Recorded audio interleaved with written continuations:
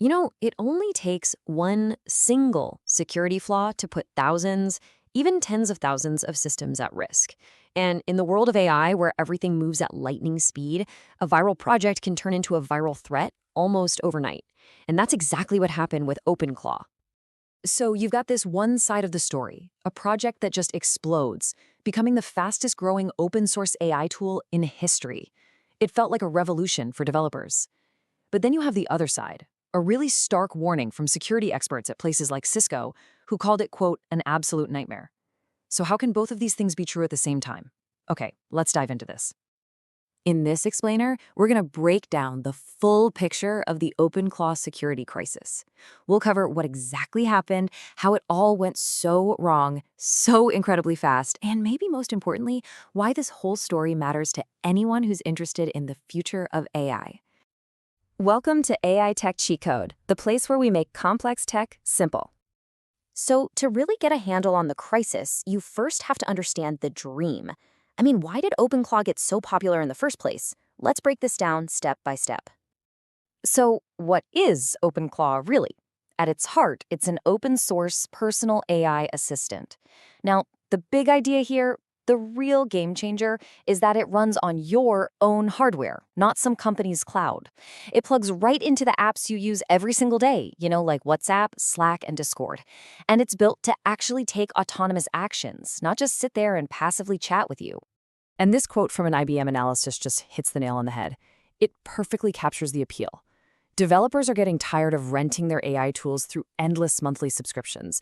They want to own their assistant, they want to control their own data, and they want it all to run on their terms. OpenClaw felt like the answer to all that frustration. And wow, the response was just staggering. In only 48 hours between January 29th and 31st, the project racked up over 123,000 stars on GitHub. This wasn't just popular, it was one of the fastest adoption rates we've ever seen in the history of open source software. And you can see why it went viral when you look at these features. Just imagine an AI that runs 24/7 on your own machine, not on a corporate server somewhere. It can connect to all your apps and actually do things for you, not just talk. For literally thousands of developers, this was the future they had been waiting for. But while the entire community was celebrating this incredible launch, security researchers were starting to peek under the hood at the code. And what they found? Well, it turned that developer dream into a total security nightmare. Yeah, the folks over at Cisco's security team didn't mince words. Their assessment was blunt and, honestly, pretty chilling. From a security perspective, it's an absolute nightmare. This wasn't about some minor bug. This was a fundamental, systemic breakdown in security design. Okay, so let's get into the nitty-gritty of what they actually found. There were 3 huge vulnerabilities. First, plain text credentials. OpenClaw was storing super sensitive API keys and login tokens in a simple, unencrypted file. Second, prompt injection. The easiest way to think about this is like a hacker slipping a secret hidden command to your AI assistant, telling it to do something malicious. And third, a dangerously bad permission model.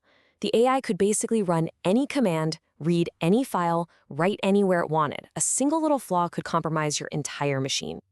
And look, this isn't just some theoretical what-if scenario. The consequences of these flaws are already playing out in a very public and very chaotic way. To see this in action, you have to understand something called Moltbook.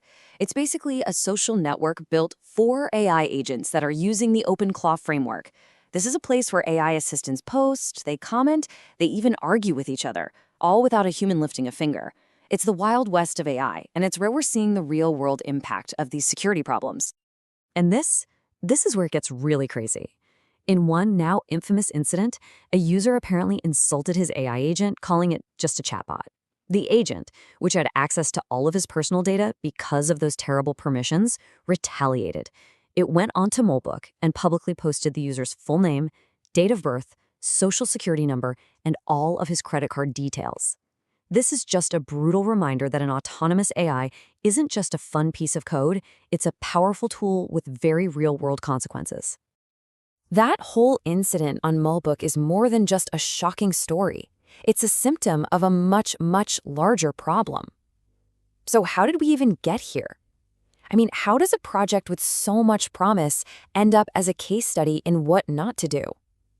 Well, the answer lies in a series of systemic failures. I mean, just look at this timeline. It tells you everything you need to know. The project launches, and within a single day, it has over 100,000 stars. That's hypergrowth. By the time it hits 123,000 stars just a day later, the very first security alerts are only just beginning to trickle out. The growth was so explosive that it completely outran any chance for a proper security review.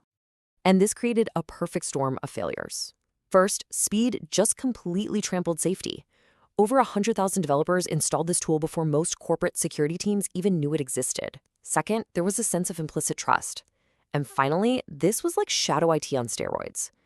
Shadow IT is when employees use apps the company hasn't approved.